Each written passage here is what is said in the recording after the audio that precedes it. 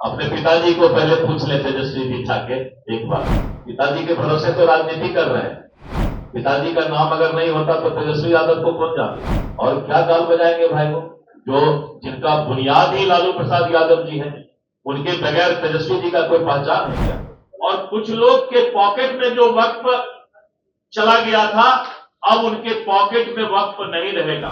सरकार ने फैसला लिया है कि वक्फ के संपत्ति का सही प्रबंधन किया जाएगा। पारदर्शिता और दक्षता लाने के लिए यह संशोधन बिल लाया गया। वक्फ के सारे संपत्ति और उसके आय का उपयोग भारतीय मुसलमान भाइयों पर ही होगा। और जो हमारे गरीब मुसलमान भाई हैं, पासमंदा मुस्लिम भाई हैं, वक्फ बोर्ड का कोई भी साधन संसाधन और उसका सुविधा इस देश के गरीब मुसलमानों को, पासमंदा मुसलमानों को नहीं मिलता था कि उस समय सीमा के अंदर किसी भी गरीब का बिजली काटा जाता है तो वैसे बिजली विभाग के पदाधिकारी पर कड़ी कार्रवाई की जाए। रामनवमी का पर्व मनाएंगे, रामनवमी का जुलूस निकलेगा। कैसे जनसंघ काल से आज तक भारतीय जनता पार्टी तक का हमारा यात्रा कैसा रहा, उसकी एक प्रदर्शनी प्रत्येक जिला मुख्यालय पर लगेगी।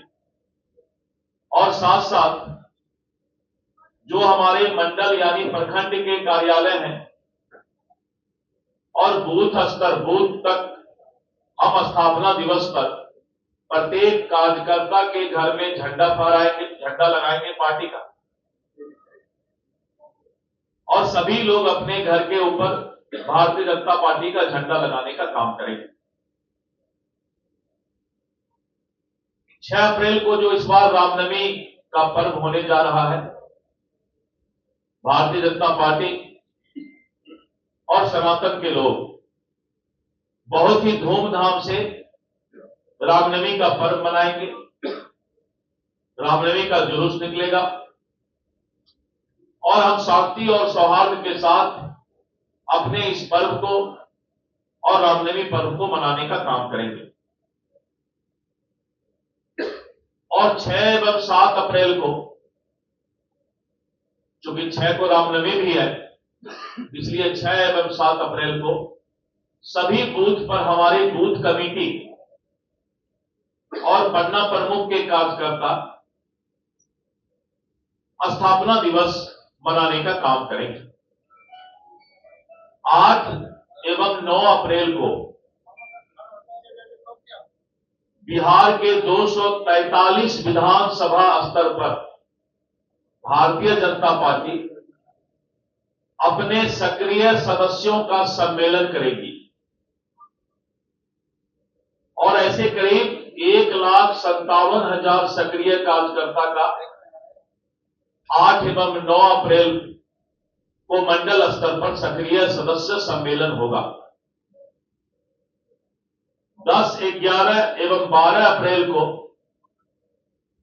भारतीय जनता पार्टी गांव, बस्ती, मोहल्ला चलो अभियान, चलो गांव की ओर, और मंडल से लेकर प्रदेश स्तर के सभी नेता, सांसद, विधायक, विधान पार्षद, सभी लोग चलो गांव की ओर, चलो मोहल्ला की ओर, और 3 दिन जो है गांव का अपने स्थापना दिवस पर यात्रा करेंगे। लोगों को भारतीय जनता पार्टी और जनसंघ काल के आज तक के यात्रा के बारे में बताएंगे। प्रत्येक दिन कम से कम ये 8 घंटे का कार्यक्रम होगा। बहुत बृहद तौर पे भारतीय जनता पार्टी इसको घर घर तक अपने विचारधारा को पहुंचाने का काम करेगी। और इन सबको बीजेपी फॉर विकसित भारत, इस सभी कार्यक्रमों को सोशल मीडिया पर भी पोस्ट किया जाएगा। बीजेपी फॉर विकसित भारत, और सभी कार्यक्रम को हम लोग इस पर मीडिया पर पोस्ट करेंगे। हर बूथ तक विचारधारा और जो हमारी उपलब्धि रही है उसको पहुंचाने का काम करेंगे। और मुझे पूरा विश्वास है कि भारतीय जनता पार्टी स्थापना दिवस के पखवाड़ा में गांव गांव तक, बूथ बूथ तक, प्रदेश से लेकर बूथ स्तर तक धूमधाम से इस बार स्थापना दिवस मनाएगी। ये मुझे स्थापना दिवस जो हमारा 6 तारीख को मनाना है उसके बारे में कहना था। सरकार ने अखबार के माध्यम से भी ऐलान किया है कि किसी का भी बिजली नहीं काटा जाएगा और उसके लिए एक समय सीमा निर्धारित किया गया है। अगर इस तरह का कोई शिकायत आता है तो मैं मीडिया बंधु से भी अनुरोध करूंगा कि उस समय सीमा के अंदर किसी भी गरीब का बिजली काटा जाता है तो वैसे बिजली विभाग के पदाधिकारी पर कड़ी कार्रवाई की जाए, जिससे वो याद रखे कि किसी भी गरीब को जो सरकार ने समय सीमा तय किया है उसके अंदर किसी भी तरह का बिजली काटने का काम नहीं करेगा।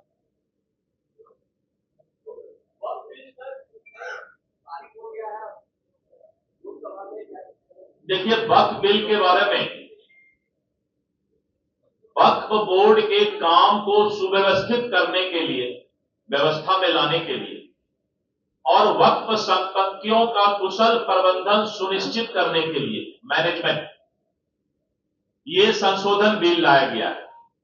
ये संशोधन बिल है क्योंकि वक्फ की जो संपत्ति है उस संपत्ति का दुरुपयोग और कुछ लोगों का कब्जा लगातार शिकायत आ रहा था और जो हमारे गरीब मुसलमान भाई हैं, पासमानदा मुस्लिम भाई हैं, वक्फ बोर्ड का कोई भी साधन संसाधन और उसका सुविधा इस देश के गरीब मुसलमानों को, पासमानदा मुसलमानों को नहीं मिलता था।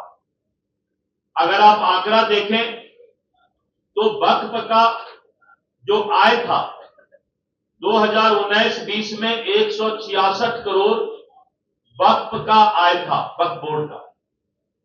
लेकिन 2020-21 यानी एक साल बाद ही 62 करोड़ रुपया आय कम हो गया और 104 करोड़ हो गया। और अगर हम 2021-22 की बात लेते हैं तो फिर 42 करोड़ रुपया गलत प्रबंधन के कारण ये आय कम हुआ और 61 करोड़ हो गया और 22-23 में 27 करोड़ हो गया, 23-24 में 14 करोड़ हो गया। तो 166 करोड़ का जो वक्फ का इनकम था, आय था, इन लोगों के गलत प्रबंधन के कारण और कुछ लोगों के कब्जा के कारण, व्यक्तिगत उपयोग वक्फ के संपत्ति में करने के कारण ये डाटा है, ये डाटा अपलोड किया हुआ है और वक्फ के संपत्ति का कुछ लोग जो है गलत उपयोग करते थे। स्ट्रक्चर कमेटी ने भी कहा कि कम से कम 12,000 करोड़ इसका सालाना इनकम होना चाहिए और इनकम कितना हो रहा है? मात्र 14 करोड़। सरकार ने फैसला लिया है कि वक्फ के संपत्ति का सही प्रबंधन किया जाएगा और कुछ लोग के पॉकेट में जो वक्फ चला गया था अब उनके पॉकेट में वक्फ नहीं रहेगा, कानूनन तरीके से वक्फ चलेगा। भ्रष्टाचार और कुप्रबंधन को रोकने के लिए, पारदर्शिता और दक्षता लाने के लिए यह संशोधन बिल लाया गया है। वक्फ के सारे संपत्ति और उसके आय का उपयोग भारतीय मुसलमान भाइयों पर ही होगा।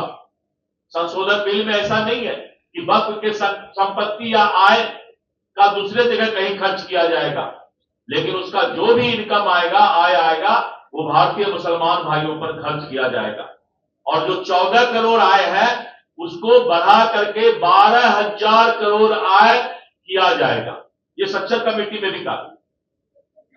तो इतना बड़ा संपत्ति को और बिना किसी आय के रखा गया था कुप्रबंधन के कारण, तो वित्तीय पारदर्शिता इसमें नहीं था, फाइनेंशियल ट्रांसपेरेंसी नहीं था और अब इस संशोधन बिल के बाद वित्तीय पारदर्शिता आएगा, राजस्व में वृद्धि होगा, लक्षित आवंटन बढ़ेगा, उन्नत निगरानी होगी और वक्फ बोर्ड के लिए आत्मनिर्भरता होने से सरकारी सहायता पर निर्भरता कम हो जाएगी और इसके साथ साथ वक्फ बोर्ड का सर्वोत्तम उपयोग करने से वक्फ बोर्ड की संपत्ति का प्रति वर्ष आय 12,000 करोड़ रुपया से अधिक राजस्व प्राप्त होगा, जो गरीब मुसलमान भाइयों के स्वास्थ्य, शिक्षा, देखभाल, कौशल विकास और आर्थिक विकास, सामाजिक विकास का भी काम करेगा।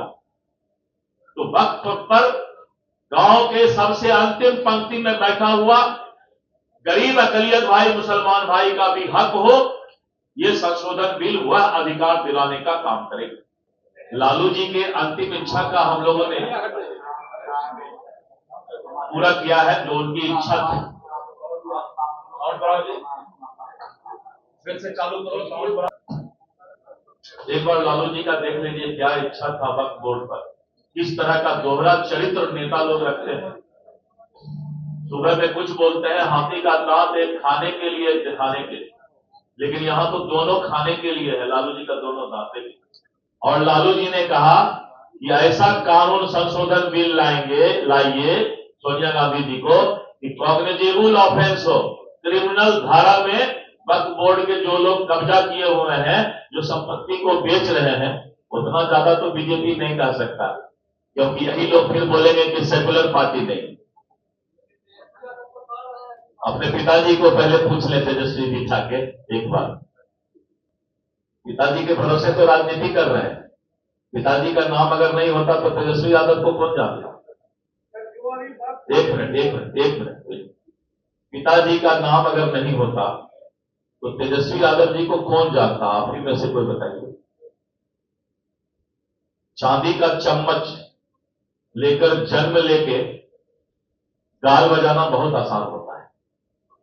कभी किसी गरीब का बेटा, लालू यादव जी बोलते हैं मैं समाजवादी नेता हूं, परिवारवादी नहीं हूं, समाजवादी हूं, लेकिन नेता बनाने के लिए बेटा ही मिलता है। किसी गरीब समाज के अंतिम तक के व्यक्ति को भी अगर नेता बनाने का काम करते, और क्या गाल बजाएंगे भाई वो, जो जिनका बुनियाद ही लालू प्रसाद यादव जी हैं, उनके बगैर तेजस्वी जी का कोई पहचान है क्या? अगर नहीं है पहचान तो उसके बाद को कुछ वोट भी नहीं करना चाहिए।